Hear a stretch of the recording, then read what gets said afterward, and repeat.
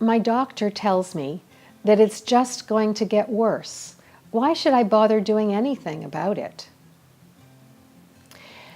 In medicine, we like to give diagnoses. We're kind of guided to do that because that's how the system works. You can't get insurance coverage for seeing a patient for a visit unless you put down a diagnosis. And it's gotten to the point where we actually forget that most of these diagnoses are just things that we made up.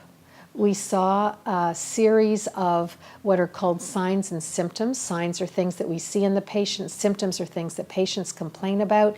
And we say, oh, these all fit together. Let's call it X. Let's call that one Y.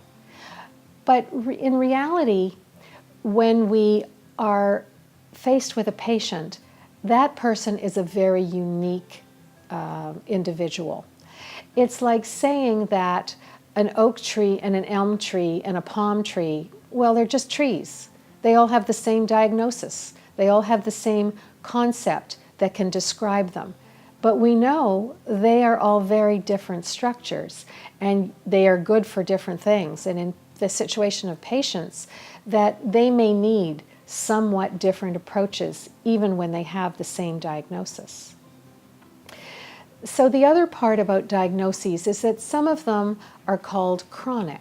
And so we end up saying that, well, things can't get better. But I have to tell you, when I went to medical school, I learned very little about actual healing. And there is a tremendous amount of healing that can take place in people even when they have chronic degenerative diseases. So we still have to do the best we can to nourish ourselves, our cells, and ourselves, so that our parts of our body, our organs, can heal. I've seen patients with many chronic diseases over the years who have been able to live much fuller lives than they ever thought they could, simply by taking care of themselves.